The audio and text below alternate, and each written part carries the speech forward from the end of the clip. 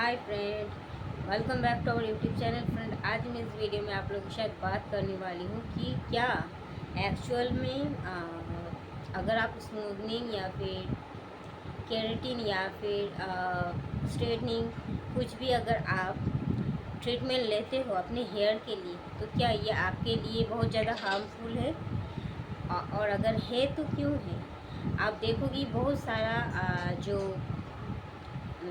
Ladies होते हैं वो क्या करते हैं, स्मूथनिंग या फिर कुछ स्ट्रेटनिंग करने के बाद उनका बाल कुछ ही दिनों में बहुत ज़्यादा रफ टफ एंड एकदम टिंका के जैसा, एकदम मतलब कड़ा, और बाल में कोई ग्लेज नहीं, ग्लो नहीं, सॉफ्टनेस नहीं, कुछ भी नहीं। बाल बहुत ही ज़्यादा रफ टफ एंड एकदम से ड्राई हो जाते हैं, बहुत ही ज़्यादा रूखापन आ जाता है एंड पूरा बेकार हो जाता है। देखने में ही लगता है आपको कि बाल डैमेज है एंड अनहेल्दी है। तो फिर क्या ये स्मूथनिंग और स्ट्रेटनिंग नहीं करना है? ये सच में आ, हमारे लिए बहुत ज़्यादा हार्मफुल है। तो इस बारे में मैं बात करने वाली हूँ।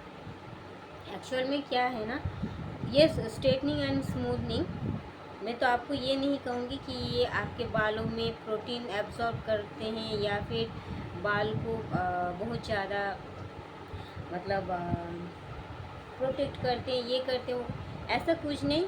वो हाँ, केमिकल पूरा हार्ड लेवल का केमिकल बेसिक प्रोसेसिंग है।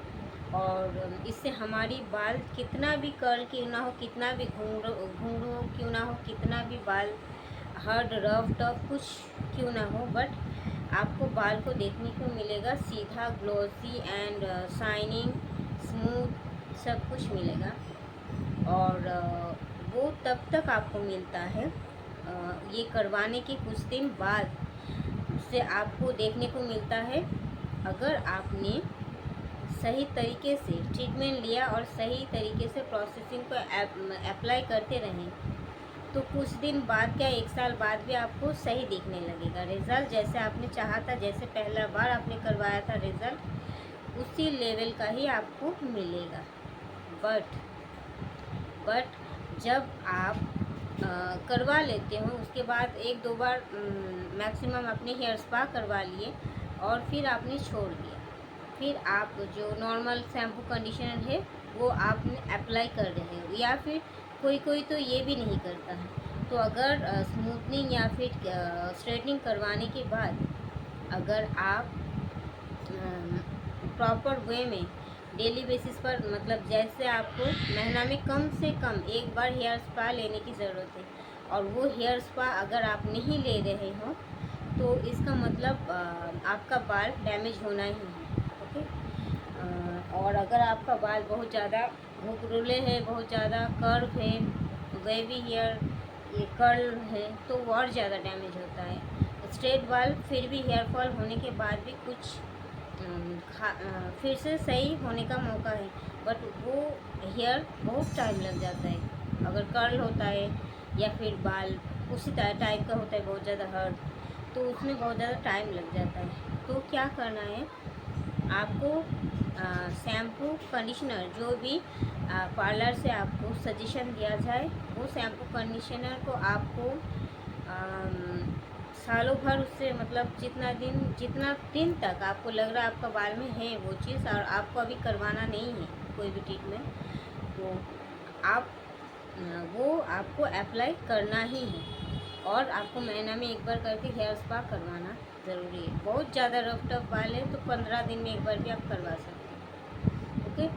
एंड उसके बाद करवाने के 6 मंथ बाद अगर आपको लगता है कि आपका बाल और मांग कर रहा है, फिर से जट्टा हो रहा है, फिर से कुछ प्रॉब्लम हो रहा है, तो फिर आप स्मूथनिंग या फिर स्ट्रेटनिंग के बाद आप आफ्टर 4 या 6 मंथ बाद आप केराटिन ट्रीटमेंट करवा सकते हो। इससे आपका बाल का नेचुरल ग्लो, प्रोटीन, सब कुछ लौट आएगा।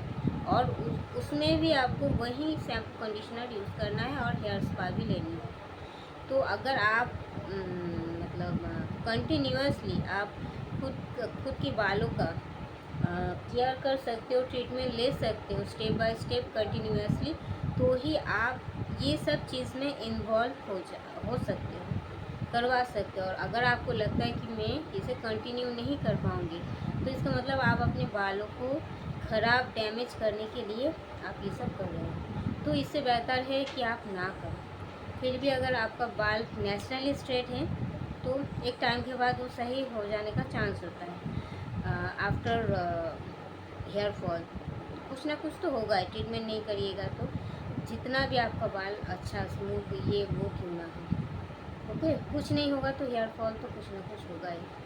और फिर भी स्ट्रेट बाल का एक चांस है, बट कर्ल या फिर बहुत ज़्यादा रफ बालों का कोई चांस नहीं है। तो इसीलिए हमेशा सही तरीके से ट्रीटमेंट लेना। तो थैंक यू दोस्तों, इस वीडियो में इतना तक ही। मिलते हैं नेक्स्ट वीडियो में, तब तक के लिए बाय, लव यू और टेक केयर। और अगर अच्छा लगा मेरा वीडियो, लाइक शेयर सब्सक्राइब जरूर।